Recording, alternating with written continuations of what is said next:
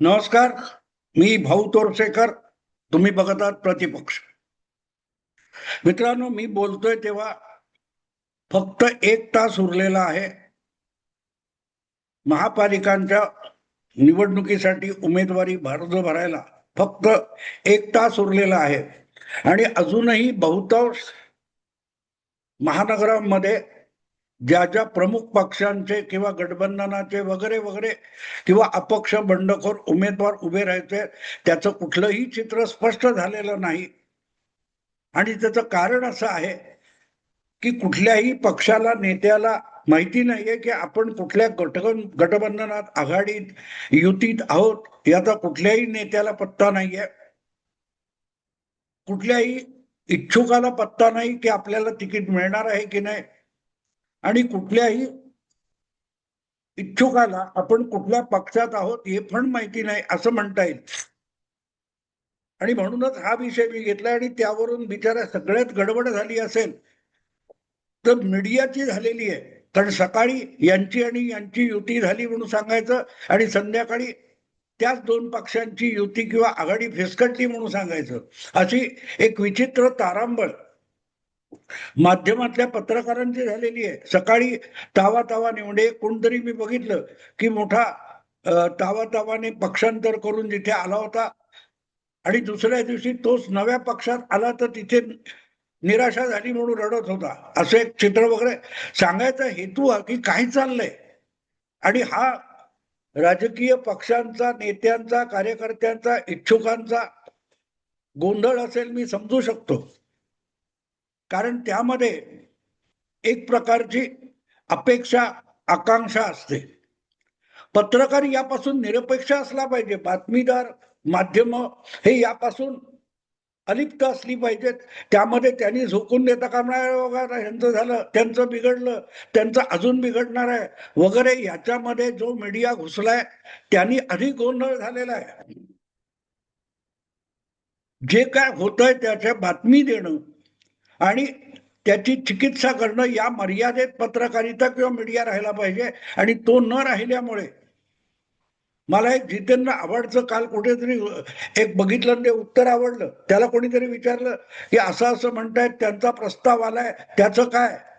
तेव्हा जितेंद्र आव्हाडनी छान उत्तर दिलं, अजून तरी एका पक्षाचा प्रस्ताव दुसऱ्या पक्षाकडे मीडियाने आणावा, पत्रकारांनी आणावा, एवढी वाईट परिस्थिती आलेली नाही. हे जितेंद्र आव्हाडचं उत्तर मला आवडलं. पत्रकारांनी नको तितकं राजकारणामध्ये आणि राजकीय ह्याच्यामध्ये लुडबुड करू नये असाच एक प्रकारचा इशारा जितेंद्र आव्हाडने दिलेला आहे. आणि इतका गोंधळ झालाय, पण तो गोंधळ का झालाय? कोणीतरी त्याची चिकित्सा करायला पाहिजे ना, की कुठला पक्ष कुठल्या पक्षाबरोबर असेल, विचारधारा वगैरे वगैरे. इतकं काय काय बोललं जातंय. कुठल्या विचारधारेचं बोलतात? ही विचारधारा नावाचा प्राणी कुठल्या जंगलात मिळतो? ही चिमणी कुठल्या जातीची? विचारधारा नावाची चिमणी ही कुठल्या जंगलामध्ये मिळते? कुठल्या घरट्यात राहते? असा प्रश्न विचारायची पाळी आली आहे. कारण कोण कोणाबरोबर जाईल याचा पत्ता नाहीये. आणि म्हणून मग तो काय शेक्सपियर म्हणतो ना, मेथड इन मॅडनेस, तसं हा सगळा वेडगळपणा जो वाटतो, त्या वेडगळपणामध्ये एक पॅटर्न आहे का, एक मेथड आहे का, याचा शोध घेणं आवश्यक वाटतं. आणि म्हणून मग तुम्ही त्याला पवार पॅटर्न असं नाव दिलेलं आहे. शीर्षक बघितल्यावर अनेक लोक चकित झाले असतील की देवेंद्र फडणवीस, भाजपचे नेते, राज्याचे मुख्यमंत्री पवार पॅटर्न राबवतात. हा कुठला दावा झाला असं कोणालाही वाटेल. फडणवीस असतील तर ते आपला पॅटर्न तयार करतील, आपली पद्धती, आपली शैली. पवारांची शैली फडणवीसांनी कशाला उचलली आहे? आणि जर ती शैली समजून घेतली, पवारांनी केलेला एक प्रयोग होता, पवारांनी केलेली एक उचापत होती. पण मला असं वाटतं की देवेंद्र फडणवीसांनी किंवा भारतीय जनता पक्षाने पवारांनी जी उचापत केली त्याचा आता पॅटर्न बनवलाय असं म्हणायला हरकत नाही. आणि पॅटर्न म्हणजे तुम्हाला माहिती आहे, एक ठराविक डिझाईन तयार होतं किंवा एक काहीतरी भूमिका ठरते आणि मग त्या पद्धतीत वागत जाणं किंवा त्या पद्धतीचं उत्पादन काढणं, त्याला पॅटर्न म्हणतात. तेव्हा पवारांनी अशी कुठची उचापत केली होती की ज्याला देवेंद्र फडणवीसांनी आपला पॅटर्न बनवला, किंबहुना त्याला पवार पॅटर्न म्हणायचं की उद्धव ठाकरे पॅटर्न म्हणायचं हे मला निश्चित करता आलं नाही, पण सध्या पुरतं मी त्याला पवार पॅटर्न म्हणतो. पण त्याला उद्धव पॅटर्न असं पण म्हणता येईल. आणि तो पॅटर्न महाराष्ट्राच्या राजकारणामध्ये किंवा देशाच्या राजकारणामध्ये 6 वर्षापूर्वी आलाय. ऑपरेशन लोटस असली जपमाळ ओढणाऱ्यांनी कधीतरी डोळसपणे या पवार उद्धव पॅटर्नकडे बघावं, एवढीच माझी इच्छा आहे. आणि तो पवार पॅटर्न काय आहे? निवडणुका कुठच्याही चिन्हावर, कुठच्याही पक्षाच्या नावावर लढवा. निवडणुकांचे निकाल आले की खड्ड्यात गेला तो मतदार आणि त्या मतदाराचे इच्छा आकांक्षा. ज्यांना सत्ताकांक्षा आहे त्यांनी मतदाराकडे पाठ फिरवून एक बेरीज दाखवायची बहुमताची आणि सत्ता पादाक्रांत करायची, सत्ता कब्जा करायची. याला उद्धव पॅटर्न किंवा ठाकरे पॅटर्न म्हणतात. म्हणजे मी म्हणतो आता तो पॅटर्न काय तो समजून घ्या आणि देवेंद्र फडणवीस तो कसा राबवतात ते समजून घ्या. 2019 मध्ये पवारांनी फार मोठा प्रयोग केला. पवार पावसात भिजले आणि महाराष्ट्राच्या राजकारणाला त्यांनी एकदम उलथा पालच करून टाकली. हे कौतुक करणारे जे होते ना तेच आज रडकुंडीला आलेत की पवार अजितदादांबरोबर जातात कसे. अरे कोणीही कोणाबरोबर जावं, आपला मतलब साधून घ्यावा आणि गरज सरो वैद्य मरो, त्याप्रमाणे आपले पक्ष, आपले नेते आणि मतदार यांना लाथ मारावी. याला शरद पवार पॅटर्न म्हणतात. आणि तो पॅटर्न आजचा नाही, 1978 पासूनचा आहे. शंकरराव चव्हाणांना 75 मध्ये हुसकावून लावल्यानंतर वसंतदादांना मुख्यमंत्री करण्यात शरद पवारांचा पुढाकार होता. आणीबाणीच्या आधी, आणीबाणीच्या नंतर 77 मध्ये.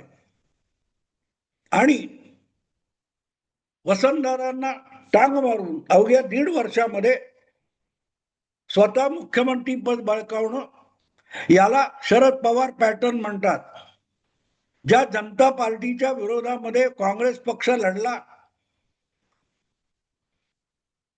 त्या काँग्रेसमधले 20-22 आमदार घेऊन 90-99 जनता पार्टीच्या आमदारांना सोबत घेऊन शरद पवार मुख्यमंत्री झाले. ती उचापत होती, ती अजूनही पवार त्याला पॅटर्न म्हणून वापरतात आणि त्यांचे जे कौतुक करणारे आहेत ते त्याला पवारांचा मुत्सद्देगिरी म्हणतात. असो, मुद्दा इतकाच आहे की हा पवार पॅटर्न शरद पवारांनी 2019 मध्ये अगदी राजरोसपणे दिवसा ढवळ्या समोर आणला. महायुती म्हणून मतदाराने शिवसेना भाजप युतीला स्पष्ट निर्विवाद बहुमत दिलं होतं.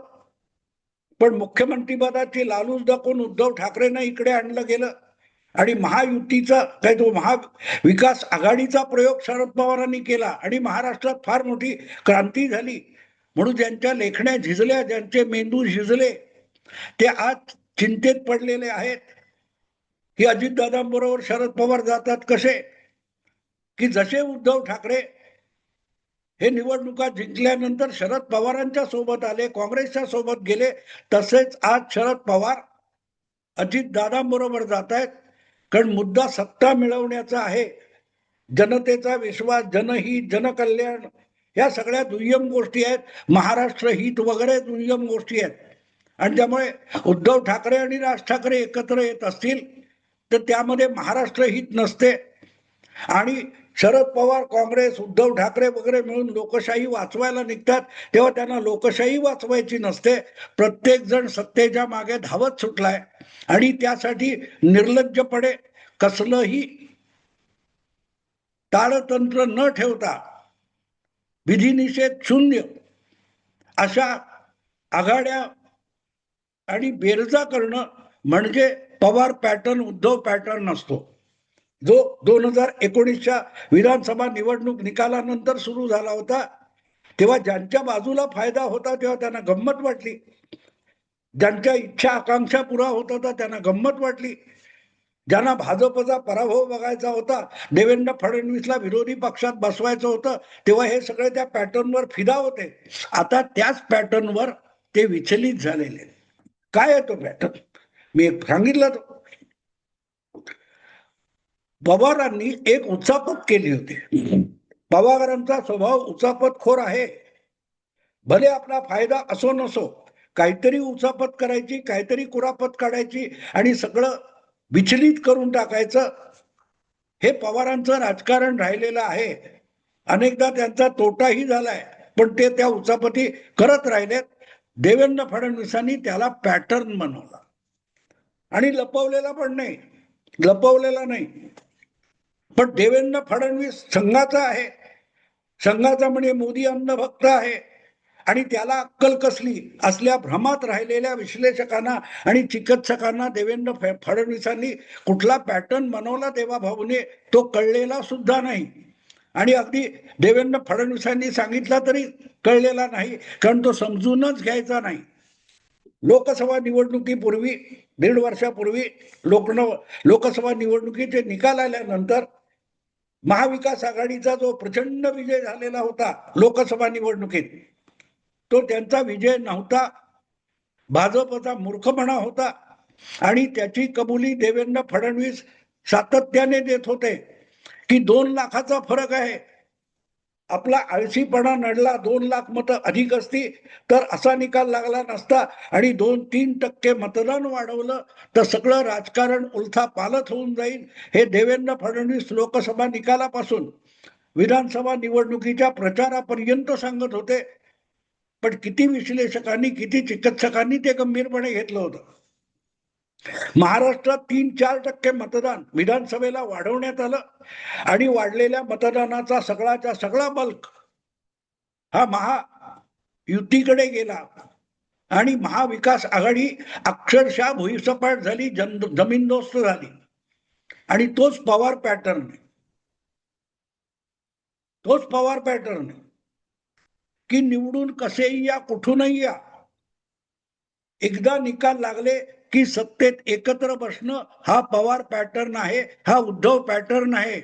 आणि आता ज्या नगरपालिका महापालिका निवडणुका सुप्रीम कोर्टाच्या आदेशानंतर लागल्या, तब्बल 3 वर्षानंतर लांबलेल्या या स्थानिक संस्थांच्या निवडणुका लागल्या आणि होणार, ही वेळ आली तेव्हा देवेंद्र फडणवीसांनी उघडपणे, जाहीरपणे पत्रकार परिषदेत आणि अगदी जाहीर सभांमधून परत परत सांगितलं की या निवडणुकीमध्ये महायुतीची स्ट्रॅटेजी, रणनीती काय राहणार आहे. जागा वाटपावरून मारामाऱ्या होणार, महायुतीत होणार. महायुती जिंकण्याची शक्यता अधिक असल्यामुळे महायुतीतल्या तिन्ही पक्षांकडे उमेदवारांची झुंबड उडणार आणि त्या प्रत्येकाला समाधानी करणं अशक्य आहे. आणि म्हणून कदाचित अनेक जागी एकमेकाविरुद्ध लढावं लागेल. आणि नुकत्याच संपलेल्या 288 नगरपालिका नगर परिषदांच्या निवडणुकांमध्ये एकमेकाविरुद्ध युतीतले पक्ष लढले.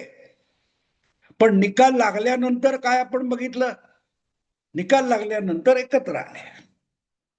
नितेश राणे, निलेश राणे अगदी एकमेकाची कॉलर धरायचं सोडून बाकी सगळं लढले. पण निकालानंतर कणकवली नगरपालिका कोणाच्या ताब्यात आहे? त्याला पवार पॅटर्न म्हणतात. मला आठवतं 2014च्या विधानसभा निवडणुकीचे निकाल लागत होते तेव्हा एबीपी माझा या वाहिनीवर मी पहिल्यांदा गेलेलो होतो आणि बरेच 25-30 पत्रकार बसलेले होते. त्या निकालांचं काउंटिंग येत होतं, निकाल लागलेले नव्हते पण मोजणी चालू होती, आकडे येत होते. आणि मला अँकरने विचारलं होतं, त्यापैकी एका अँकरने, मला वाटतं बहुधा प्रसन्न जोशी होता, की पवारांचा पक्ष हरतोय, तुम्हाला काय वाटतं? म्हटलं कुठला पक्ष हरतोय? पवारांचा एक पक्ष नसतो, पवारांचे उमेदवार सगळ्या पक्षात असतात, असं मी उत्तर दिलं होतं. त्यामुळे निवडून आलेल्यांची बेरीज करणं, त्याला बहुमत समजणं आणि सत्ता बळकावणं हा पवार पॅटर्न आहे. आणि तोच पॅटर्न आता या स्थानिक संस्थांच्या निवडणुकीत एकमेकाविरुद्ध लढायचं पण सत्ता बळकावण्यासाठी एकत्र यायचं, हाच पॅटर्न राहील हे देवेंद्र फडणवीस उघडपणे सांगत होते. जर जागा वाटप जमत नसेल, कार्यकर्ते मानत नसतील तर ठीक आहे, एकमेकाविरुद्ध आपण लढू.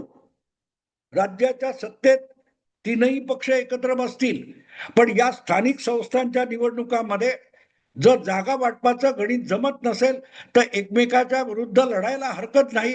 फक्त एक गोष्ट लक्षात ठेवायची की निकाल लागल्यानंतर आपल्याला सत्तेत एकत्र बसायचं आहे, असं जे फडणवीस वारंवार बोलत होते गेले 3 महिने, याचा अर्थ असा होता की खुशाल एकमेकाविरुद्ध लढा, पण लढून एकमेकाविरुद्ध लढून मतदाराकडून मतं मिळवून निवडून आल्यानंतर एकत्र सत्तेत बसायचं, म्हणजे एकमेकाविरुद्ध लढायचं पण सत्तेसाठी एकत्र यायचं. हा 2019 नंतरचा उद्धव आणि पवार पॅटर्न आहे आणि तोच या 288 नगरपालिका नगर परिषदांच्या निकालामध्ये भाजपला, शिंदेना आणि अजितदादांना मोठं यश देऊन गेला आणि तोच पॅटर्न तसाच्या तसा आता महापालिका 29 महापालिकांच्या निवडणुकांमध्ये राबवला जातोय. आणि त्यामुळे अरे हा महायुतीतला पक्ष हा तिकडे शरद पवारांच्या गटाबरोबर हातमिळवणी करतोय, तिकडे उद्धव ठाकरेंचा पक्ष हा इकडे अजितदादांबरोबर हातमिळवणी करतोय. यामुळे भांबावलेले जे पत्रकार, बातमीदार आणि मीडियाचे लोक आहेत त्यांना अजूनही पवार पॅटर्न कळलेला नाही आणि देवेंद्र फडणवीसांनी पवारांच्या उचापतीला एक पॅटर्न बनवून टाकलं, हे यांच्या लक्षात आलेलं नाही. आपल्याला जागा वाटपामध्ये डोकेदुखी होतं सोडून द्या, जो जिंकून येईल तो आपला. आणि त्यामुळे भले जिथे एका जागी किंवा 10 जागी 50 जागी आपलं पटत नसेल ते एकमेकाच्या विरुद्ध लढू, एकमेकाच्या विरुद्ध लढू, पण एकमेकाच्या विरुद्ध लढताना सत्तेची बेरीज आपल्याकडे असली पाहिजे. निकालानंतर सत्तेची बेरीज जमवता आली पाहिजे आणि सत्ता हाती आल्यानंतर विरोधी पक्षांना, आपल्या विरोधकांना आपली अडवणूक करण्या इतकं सुद्धा बळ उरता कामा नये. हा तो सत्तेचा पॅटर्न आहे. सुप्रियाताई आठवतात काय बोलल्या होत्या सुप्रियाताई? अकेला देवेंद्र क्या करेगा. याचं कारण असं होतं की 288 पैकी 105 आमदार भाजपचे आणि देवेंद्रच्या पाठीशी होते. आणखीन काय 10-15 धरले तर 120, उरलेले 160-170 आमदार हे शिवसेना, राष्ट्रवादी आणि काँग्रेस मिळून सत्तेत बसलेले होते. विरोधकांना विरोधी पक्ष म्हणून देवेंद्र फडणवीस कुठलाही दबाव आणण्याच्या परिस्थितीत नव्हते. राज्यातल्या सगळ्यात मोठ्या पक्षाला संख्याबळाने दुर्बळ करण्यात आलं आणि त्यामुळे उद्धव ठाकरे अक्षरशः मनमानी करत गेले 2.5 वर्ष. शेवटी त्या मनमानीला त्यांचेच समर्थक, त्यांच्याच आमदार, त्यांच्याच पक्षातले त्यांचे अनुयायी कंटाळले आणि त्यांना सोबत घेऊन देवेंद्र फडणवीसांनी डाव फिरवला. आणि डाव फिरवला याचा अर्थ सरळ आहे, बेरीज फिरवली. जो भाजप बहुमताच्या वजाबाकीत दिसत होता त्या भारतीय जनता पक्षाने एकनाथ शिंदेना सोबत घेऊन वजाबाकीची बेरीज केली आणि उद्धव ठाकरेंना पाय उतार व्हावं लागलं. थोडक्यात शरद पवारांनी जो 2019 मध्ये प्रयोग केला की निवडून कुठल्याही पक्षातून या, सत्ता बळकावताना एकत्र करून बेरीज दाखवायची, याला लोकशाही म्हणतात. आणि तो पॅटर्न देवेंद्र फडणवीसांनी आता अगदी नगर परिषद, महापालिका इथपर्यंत आणलेला आहे, तिथपर्यंत आणलेला आहे. आणि त्यामुळे जे गोंधळ आहेत त्यांनी गोंधळू नका. ज्या दिवशी निवडणुकीचे निकाल लागतील, आता महापालिकेचे निकाल हे 16 जानेवारीला लागणार आहेत, 17-18 जानेवारीला तुम्हाला कळेल की जिंकला कोण. मी खात्रीपूर्वक सांगतो, देवेंद्र फडणवीस आणि महायुती जिंकलेली दिसेल. कारण महायुतीचं गणित साफ आहे, जिंकलेले ते आपले. त्याला पवार पॅटर्न म्हणतात. पवारांनी उचापत केली, फडणवीसांनी त्याचा पॅटर्न बनवला. मित्रांनो, आवडलं लाईक करा, शेअर करा आणि प्रतिपक्षाला सबस्क्राईब करा. नमस्कार.